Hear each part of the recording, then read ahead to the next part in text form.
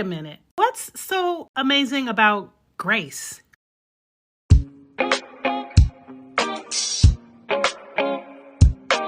You are listening to All Things Grace podcast, and I'm your host, Dr. Michelle Majors. This podcast is dedicated to answering one question: how can we move through life with more ease and flow and grace? How do we bring grace to family drama, our careers, our bodies, and health? What about racism and oppression? Or the most challenging of them all, ourselves? It's all about grace, y'all. Let's talk about it. All right, y'all. So this is our first All Things Grace podcast, a show about how to bring grace to aspects of our lives. I am so happy to have finally been able to come to air with something that I've really been working through and working with, and find it to be one of the cornerstones, or the cornerstone of my work as a grace equity consultant, a race equity consultant, and that is grace. I have found in my work that grace is in very short supply when we're talking about race. In my experience, there are more of us who want and believe in the possibilities of humanity and our ability to come together. But what we see and what we think is happening is not that. What we see in the media and movies and other portrayals are that we are in danger, and there is fear, and it's just very scary, and it's scary to talk about race. So I thought it'd be a great idea to come together and talk about how grace can move in our lives, can move in conversations about race and inequity and justice, can move in our conversation in our lives related to our health and our families and intimate relationships and our finances and our bodies and every aspect of our lives. How can we talk about and bring grace to the forefront? So that's what this podcast is all about. So here we are. This is the very first podcast, the first episode.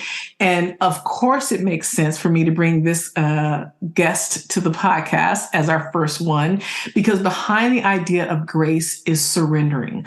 Ultimately, grace is about surrendering what we thought we knew or what we believed, surrendering our perspectives and allowing for people to be people and for us to be in our truest selves, and allowing for others to be who they are in their wholeness. So we have to kind of start with this idea of letting something go. We have to let go so that we can make room for what is and make room for grace. So what better way to start off than to share space with my friend, speaker, and author of the book, 365 Days of Surrender.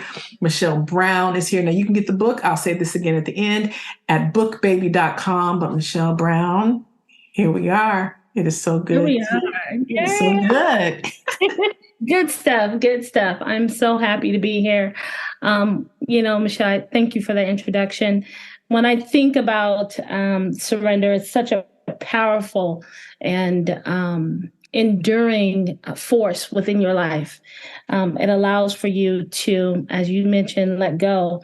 But not only does it allow for you to let go, but it allows for you to give way to what is possible in your world, give way to what is possible in your life, creating new experiences in your life that you want to have. Grace is just as powerful, right? So surrender follows along with grace, hand in hand, because you have to give yourself some grace when you want to surrender, because surrendering is hard. It's not easy, but it is powerful, right? Because we don't want to give up what we're used to, right? Mm-hmm. We don't want to give up to what we already know, but sometimes we know that we need to give up what is not working for us, right? And when we do that, we surrender, right? Not even knowing it, right? Sometimes we just give up, we're like, I'm done, but that is an act of surrendering. When you're at your last moment and you're just like, I can't do no more, that is surrender. Sometimes we resist surrender when we know we need to, because we figure, we're giving up, we're letting go, this is the end, when surrender is not so much about it being the end, but a new beginning. Absolutely. And I want to talk about it from the perspective of the joy of surrendering and what's possible. And today, this is January 17th, in your book, 365 Days of Surrender, I want to read what it says on January 17th. For anyone listening on January 17th, I ask that you just be open to this as a possible message to you and what you need to let go of and what you need to surrender to, and just stand in the grace of what something is. So I am going to read January 17th, Joy of Surrender. Joy, love, and freedom can be blissful states of being. Each one ignites a spark within us. We are what we feel. If you're feeling happy, joy will spread through your being. You will illuminate the room. If you're feeling unhappy, gloom will follow you like a shadow. If you wear a disguise in an attempt to hide your feelings, you're only fooling yourself. Your energy vibrates. It can light a dark room or dim a bright light. Today, surrender to love to brighten the darkest room. I'll say that again. Today, and this is your affirmation, today, I surrender to love to brighten the darkest room. That's so right. For anyone listening, just kind of sit with that for yourself, because I do believe that we all have that thing that we just will not let go of. If I said, hey, you know that one thing that you just been struggling with for a long time, or that thing that just bugs you, yeah, that thing right there that you're thinking of right now, what would it be like to surrender to grace, just to let go and allow the flow to happen in that area? Because I think part of what we do when we just, hold tightly to it, that's our way to try to control it. What if we just got to a place where we said, I can't control this? And see right there, the idea of control, that brings up a whole other conversation, because the reality is, well, my perspective, let me say that, my opinion and perspective is that the system, the arrangement, the design of racism is designed for the purpose of control. Economic control, mental, psychological, spiritual, physical, right? Control. And so if we're trying to have a conversation about it that's rooted in this place of grace, humanity, compassion, it would seem to me that the first thing we all need to do, or we need to acknowledge that system of control and start there. Because sometimes we can't even get to the point where we acknowledge the system of racism and its impacts. So what are some of your thoughts about how race plays into this idea of grace and surrender? This life has been, a total journey, right? So here we are having this conversation, and I like that we are more open to really talking about it and figuring it out. There is no one right answer to our own personal journey in life. And I'm just liking the open dialogue and discussion around, what we're experiencing in the world when it comes to still battling with race. And I'm happy to be just in a space where the dialogue is more open and people are hearing the struggle. This has been a real struggle. This is true to say that discrimination or subliminal messages around race have happened, and they continue to happen. I think that people forget that they still take place. Mm-hmm. And that's I'm glad that we're starting to see more of our white Americans who understand that really has happened. But we do need a lot of grace around race, because people don't realize how much PTS that we deal with. It's think about my career, my life. I dealt with a lot of racial stuff that I really wish I had more grace, rather than someone putting me in a box or defining who I am or labeling me because I'm a Black woman. So things have changed over time. Do you find it hard to give white people grace? Like, just generally, do you feel that sense of, look, you have the whole world that recognizes you as a whole human. You don't need my grace. You'll be fine. Or do you find that we're humans, we all need some kind of grace? where do you lie in that when it comes to race relations and engaging? We've learned to engage in the world, especially as it relates to job or where there's hierarchy and typically which involve white folks at the top. Is there a place that you sit in the conversation of grace toward white people in general terms? I think in general, what I find is that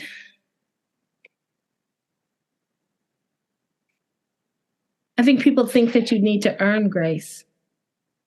Like, I feel like, my experience has been that if I tell my story enough about my struggle, then I'll get grace. But if I don't really have a struggle, or I don't really have like a challenge or, something that's difficult, then there is no grace. So that when I think about or when I see interactions of white people and Black people, white people tend to give us a little more grace when our story is a lot more traumatic. But what if my story is not traumatic? Maybe it is just about me just being Black, and that it's just been a struggle about that. Why does it have to be a story of me being a single parent and growing up with a mother who was a addict and living with my grandparents and not having a father around? Now I get grace. What about the grace that I just need of just people who don't like me because I'm just a Black woman, or they've had an experience where the Black woman they dealt with, and I remind them of that particular incident, or it was a trigger for them. So sometimes I feel like grace is not just given. It's almost like it needs to be earned. Well, that is a really, really good point. And it brings up another, like the idea of grace is that you can't earn it, right? When I think of, and you think of it back in terms of, spiritual context and religious context, right? It's, when we talk about God's grace, it's just, hey, I know that I'm just, I'm a human and I'm flawed and I have all my things, right? All the things. And what is this grace that, you wake me up, I'm breathing, and all of the things that give us one more chance to be something different or to think a different way,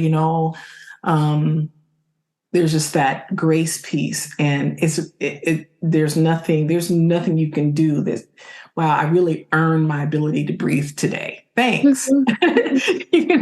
So how does that work in the grand scheme of this conversation? Because the reason why I think this is so important is because there is no put right. There is, how do you restore what you've done hundreds of years into millions and millions of folks? What is that thing that says, okay, now we've put it right? Is there? So it's almost like by default, we have to come up with this place to say, either we're going to say, look, if we're going to believe in something better, we're going to have to let something surrender or let something go. As folks of color, white folks are going to say, we're going to have to surrender or let go of this idea of power. If I give them some power or give them some opportunity to live their best lives, that's somehow going to impact the size of my pie, right? That's right. So we're going to have to surrender to completely different ways of thinking to get into a completely different realm of existence with each other.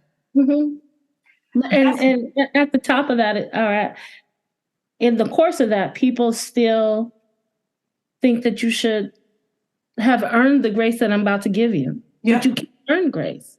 Yeah. It always seems to be an earning of, I can't just give you grace. And I mean, your story for me to give you grace. Right. That's very true. And a lot of people, they're into this, what do they call it, trauma porn, or, where they just really are like, oh, fascinated by your resilience and your Right. ability to, right? There's a fascination that's voyeuristic. It feels voyeuristic. Mhm. When I go into, and I'm leading a training, and, person of color shares a very sensitive and real and a traumatic story, which it usually is. It Mhm. usually starts out with a person of color who's like, okay, let me say, because I think a lot of times we do want this idea and this feeling like, if I say it, you'll get me. Mhm. You'll get it, you'll get me. And what happens is they're met with this like silence, which then feels very gross and again, voyeuristic. And when I talk to white folks about it, they're like, what do I say to that? What do I say? If I try to compare anything I've been through to that, I'm an ass. Like there is no comparison, right? If I try to just sit with it and not impose my view on it, and just then I'm like, what is the right thing? What makes it a little bit more problematic is that the right thing is different for every person. We are not a monolith. And so how do we find that place? And it is a privilege to be able to have to think about that. Like, do I want to participate or no? And deal with your own feelings and process yourself and your own safety and your own willingness to your own threshold for discomfort. And you get to do that, right? Mhm. That's part of the privilege that you have. And I will say to you that when people of color divulge their story, and there's like you said, this voyeurism that starts happening, and then the white person immediately thinks, well, how can I counteract with that story?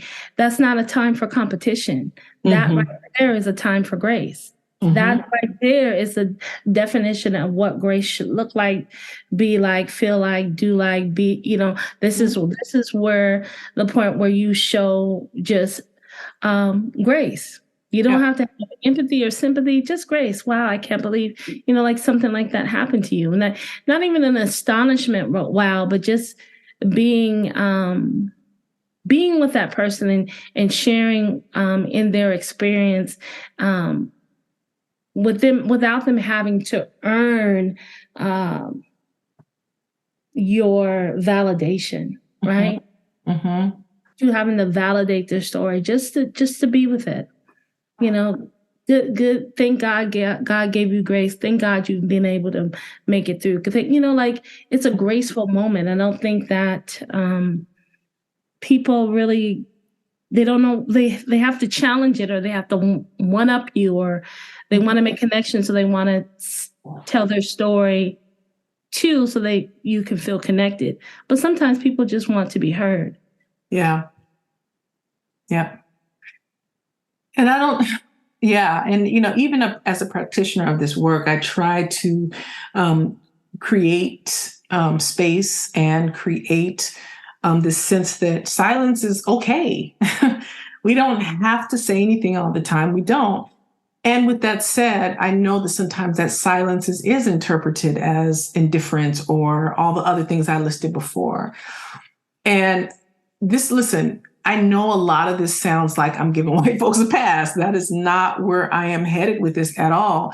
But if we are to be able to understand each other, I think as a person of color and being in this system where white is right and where you spend so much time learning how to engage and dance and do the thing in whiteness that we're required to do to be successful, then I think part of it is raising up what I think a lot of us feel, but also being in spaces where I work with leaders all the time.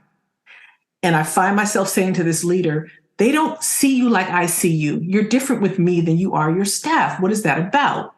Right? And the reason why you're struggling is because you're not sharing with them the way you share with me.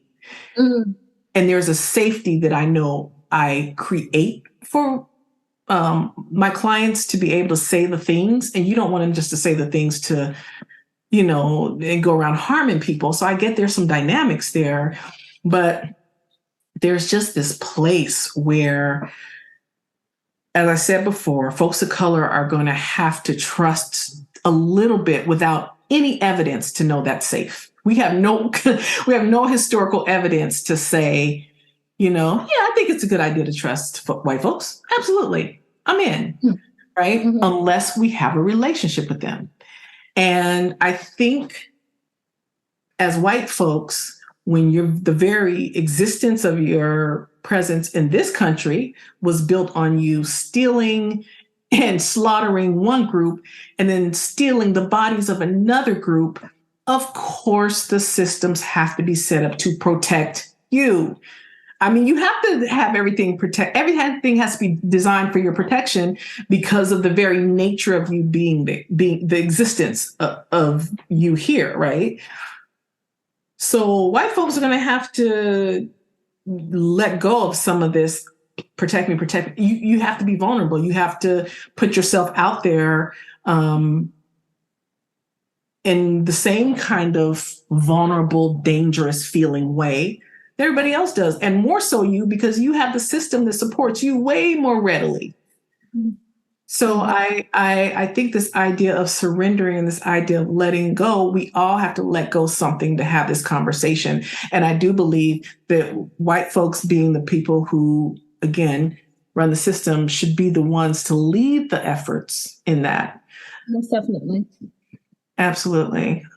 And not surrender. Again, we want to just really, really emphasize that surrendering doesn't mean you're giving up power, or that you're giving up control, or that you're giving up your valuables, or that, if you give up, then you're going to have less than you did before. We're not talking about anything that is monetary value. We're talking about surrendering those thoughts and feelings of scarcity and lack and distrust and dishonesty and devaluing somebody just based on the color of their skin. And why would I want to surrender to someone who, hasn't had a good history with my people? What if they become vindictive? You have to take a chance on surrendering to what is possible for a better outcome for this world, for how we interact, how we come together, how we have to live the rest of our lives on this planet together. So, and we may not all get there on the same ship at the same time, but we got to take it one day at a time and one surrendered moment at a time, Absolutely. I surrender. What would that be like? When you think about any area, even as you were writing this book, like the struggles and the things, the control, or we started this journey together. Now, let's not play. What year was it? 1918. It was before the pandemic. So the pandemic, for sure. And I remember we'd sit in our writing circles and we would have that quiet time, and you would, okay, I got one day done. I got, one day. And it was, so here it is 2023 now. And it just came out a few months ago. So all of that time where you were writing a book about surrendering, was there something that you weren't surrendering to in the writing of this book? Or something that you did have to surrender to make it happen? I think along the way in those 6 years, the development of this book was me identifying the different areas of surrender in my own personal life, right? The entire book is around surrendering 365 days of the year, and each one of the titles of the days has the word surrender in it. So I think what we fail to miss is that surrender is so much a part of our daily life. To be vulnerable, what does it mean to take the act of surrender? Do we want to be vulnerable to ourselves, for ourselves, within ourselves, right? We don't always want to be vulnerable. And that is a fear that we hold on to because we want to have control over what is next, what is possible. And we really don't have control. Control is an illusion. We can plan, and we can have plan A, plan B, plan C. Sometimes the plan will change. And so surrendering is really about letting go and not holding yourself so tightly wound up with maybe a wrong decision you've made, with, maybe you took a chance on something and it didn't work out. Or maybe you took a chance on something and it went in a totally different direction that you didn't expect, and it turned out wonderful.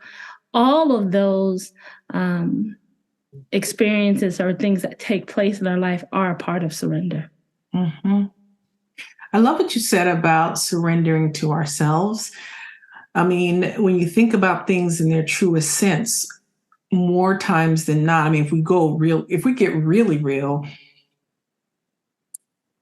we are usually our biggest block, right? We need to surrender. Sometimes we need to surrender to the truths of what we feel or who we are.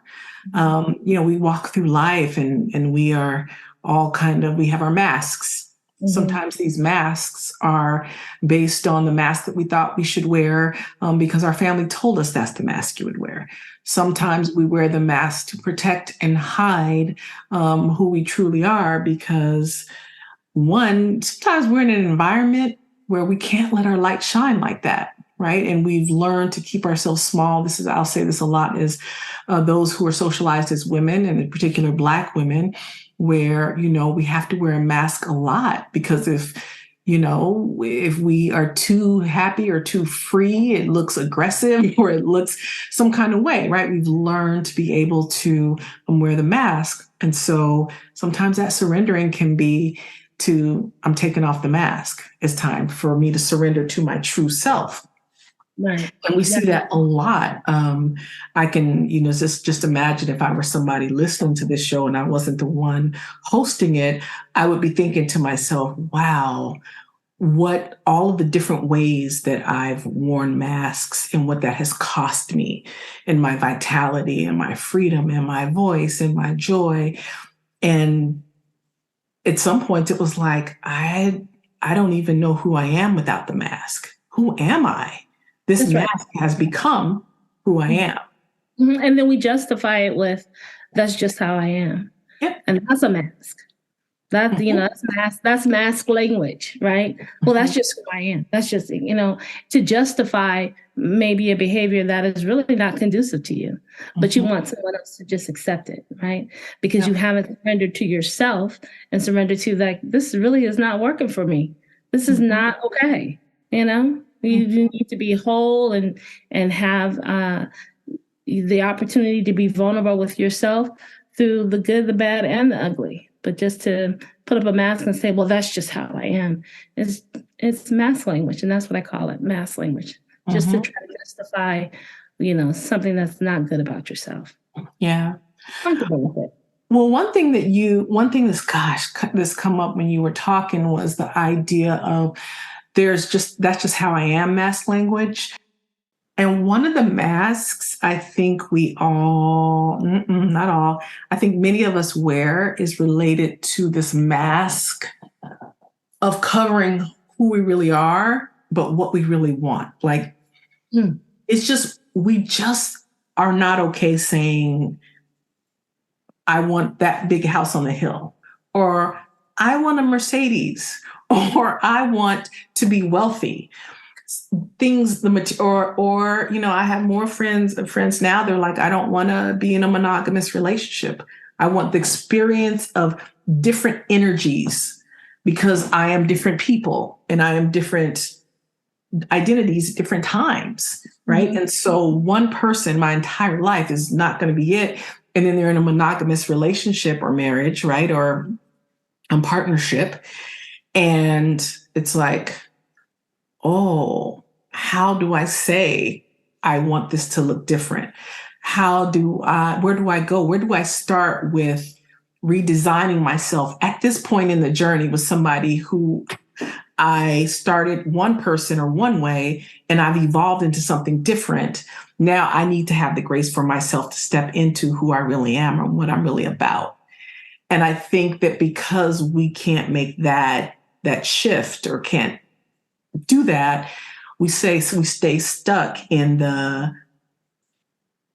identity that we created 10, 15, 20 years ago, which is no longer serving who we really are. So how do we have that grace to surrender to our real truth? So therefore, if, when I was 25, I wanted the husband and the house and the kids and the fence and the yard. And here I am now in my 50s, and I don't want a house at all. I want a condo. I want a doorman. I want a view. I want to travel. Like I'm not even thinking about, a picket fence and dog and so my focus has changed. I want to continue to do speaking. I want to write another book. Like, it's changed. My desire for my life and where I'm going has changed. And I'm okay with that change. And I've surrendered to that change.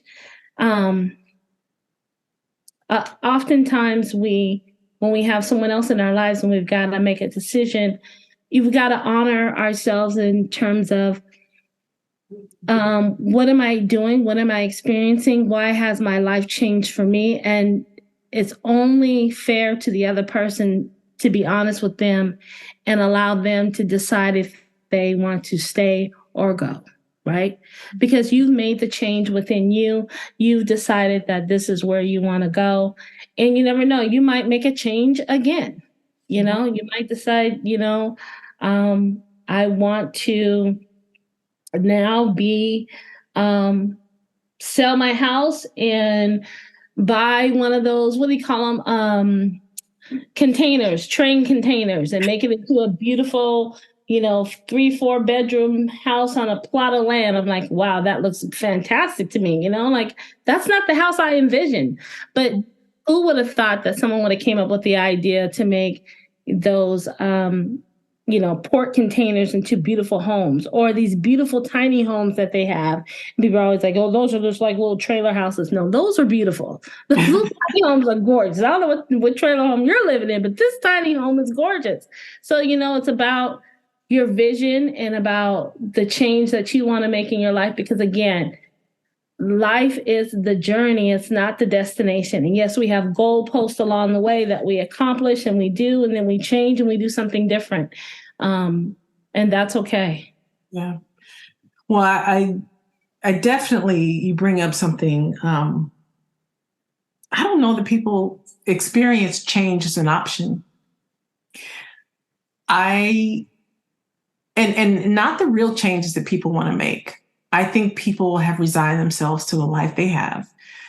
And if they are somewhat safe and somewhat comfortable, and the pain point isn't greater than, what they can bear, then people will just, stay in the comfort. I don't think people are aiming for adventure or aiming for, let's just see. Let's just see what it's like to travel the world or do this. I think the agreement that we live under is you have to be safe, and this is what safety looks like.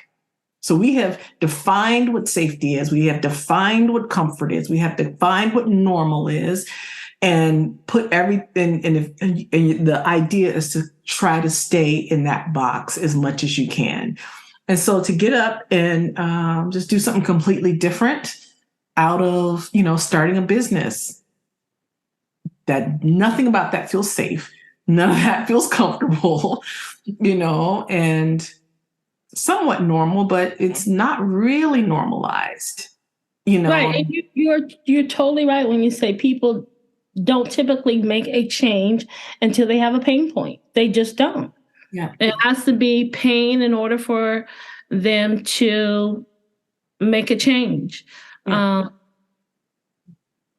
People are comfortable where they are. I think that for me personally, I'm a little more open to change because I'm not comfortable with maybe where I've been, and I have some aspirations that I want to have, right? Maybe when people get to their aspiration or they get to their goal, then they stop.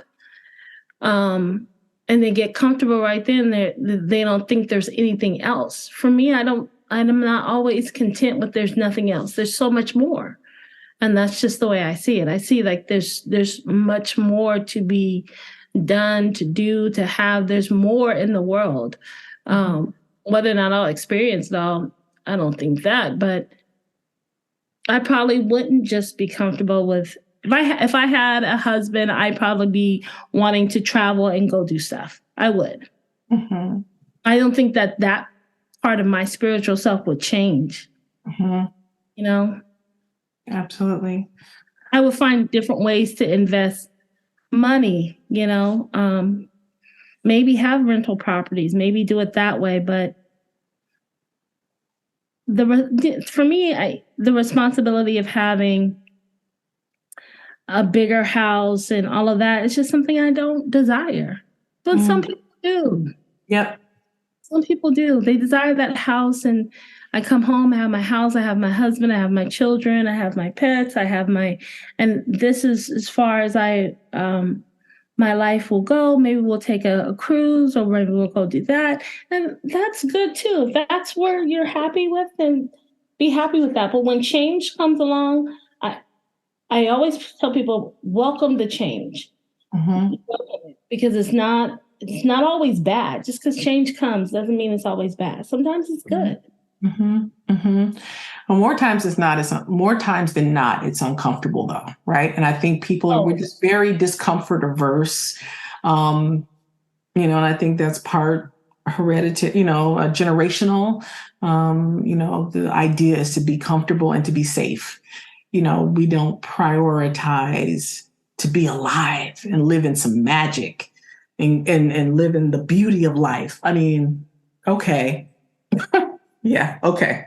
The magic comes from planning. I planned this trip, so now I'm in the magic. But sometimes the magic is something as simple as, you getting fired from that job. And no matter how painful that change was, the magic really was getting fired from that job. Yeah. The job, by the way, that you hated, and every Monday you'd get up and go, and the job that you complained to everybody about, or the one that your hair was falling out. And the one that you saved all the money with, and the one that awarded you to go on all these trips with, the one that you got the house with, the one that you bought your first car with. Yes, the one that, you took your firstborn to the hospital with. Yes, that's the job. That's the one. That's the one that fired you. The one that you was coming home and you was working 10, 12 hours a day, but you was getting up the next day, and you had some good coworkers. You had a good boss at one point. Then they had layoffs, and you got a new boss. And then but all of that right there was the journey. Mm-hmm. All along the way, changes were happening. And you were labeling it or titling it as uncomfortable. Oh my God, this is awful. So sometimes we're in our journey and we label it negative already. Mm-hmm. Mm-hmm. Sometimes it's just happening the way it's happening. Well, what are your thoughts about how grace plays out during those times? Like, what are your thoughts about how can I find grace in this? Or what does grace even mean now?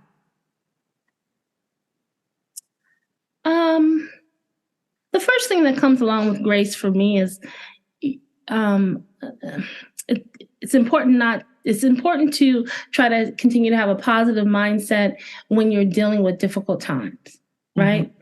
So for every time that you're dealing with something that's very difficult, there is something positive that's also happening in your life at the same time. So be sure to lean on that positivity that's happening, and allow yourself not to be overwhelmed or taken by the negativity, right? And so that's where grace falls in, taking time to really just be present with what is happening in your world at that moment. Oftentimes when change happens or something happens, we have a dismal look. It's all dark, it's all bad, it's all awful, but that's not always true. Sometimes on the other side, it actually looks really good. It's joyful, but you don't know what the joy of surrender is until you surrender. Right? You know, what that freedom and that love and that, you illuminating the space and you walking with grace and you just changing your viewpoint as to how things are happening or how that change has taken effect in your life. That just brings you a better, I don't want to say experience, better thought process. You do have to have yourself. You do have to have grace for yourself in hard times. I think part of it too is, and I wrote this in my notes, but it alludes to what you just said, and that is just remembering that you have a limited view of what's happening. Your view is very limited. You don't know what's on the other side. You don't know, what's going to happen. And I think about every single thing that's ever happened to me that felt like a heartbreak or a devastation. There has always 100% of the time been something on the other side that was like, oh my God, had I known, I would have cut out the part where I did the suffering and just went straight to the joy and straight to the gratitude and straight to the grace and the education. And that's what I was supposed to get out of that. Like, I remember going through this breakup, and I suffered and suffered, and it all came from replaying. Oh, he looks happy now. Oh, I'm going to troll him on social media, and it's going to validate my story that he looks happy now, and I am not. And that, it was just I suffered and suffered and suffered and suffered. And now, where I am now, married and, in a beautiful environment that is safe and it is stable and it is all those things, I would have just cut all that suffering part out if I had known this was the end game. So when you only have a limited view, I just invite folks listening to just assume that there's something on the other side of this. And the quicker you get your lesson and stop obsessing about all the things you don't want, you can focus and start to envision what you do want, and you can attract it that much quicker. I think I could have been here years ago. But, again, because I have grace for who I was and the journey that I had to go through in order to get here, I'm good with it and all of that. But yeah. And we suffer through our own mindset. So a lot of it also goes to self-beat up. What was I thinking? What was I doing? Why did I waste my time thinking this? And why am I here? And how did this happen? And then we're trying to figure out why it happened. And when it happened, and how did I take this turn, and how did I not see this, and how did I not see that? And the reality of it is you don't know it until you're in it. So how can you know what it's going to be if you haven't even experienced it yet? I remember in a relationship I had to finally just realize, I had to say to myself, I love this person, even though they were not good to me. Once I decided to surrender to the love that I had for them, it freed me. Because I was like, oh, I am capable of love. I do know how to love. And the experience that I had with this person did not share equally in the love that I was looking to share. But that doesn't mean that I love that person any less. And I was too busy beating myself up going, why do you still love this person? Why do you love that person? You should be loving that person. This person is this and this person is that. And I was looking for every dark, negative labeling, title and label to give this person to make myself feel better and not love them. But when I just announced to myself that I did love them, it released everything. Because I knew at that point that I was capable of love. They weren't give it back to me, but I was capable of it. I was giving it. I was whole. I was willing. I took a chance, and I had to give myself a pat on the back for that. instead of trying to find reasons not to love them when I was loving them. Mm-hmm. That was causing so much friction within my space. Yeah. And also the other part too, that, since we're talking about relationships and, the way how they work in the frame of grace, some people, you give yourself to someone and you give yourself from a place of goodness and I don't want to use the word purity, but you give them a place of goodness and authenticity. Mm-hmm. And they abuse that goodness. Mm-hmm. And, I just remember being in a situation where there was somebody who just popped into my life on the scene. And I mean, they came in and just, like love guns blazing, right? And it was really quick. And there was lots of like, I love yous being thrown around like very early. And there were it was just heightened. And it was just like, and then you could feel it dissipating. You could feel the separation happening. And now you're you want that thing to keep happening. And so now you're clawing at the thing. And it's like you start to self-doubt. Now, part of this is narcissism and sociopathic behavior on the part of the other person. But then you're doubting, like, what did I do? What did I say? Or what happened? Why was I not loving enough? Did I not understand enough? Did I not understand? Yeah. Did I understand and set myself up for this? All of the questions. I set myself up. I'm beating myself up. Mm-hmm. And I was that entanglement in your mind where it's like this bondage in your mind about it.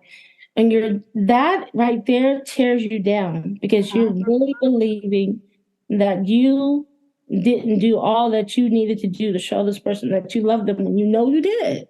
Yeah. You did. Mm-hmm. But I think that's also part of the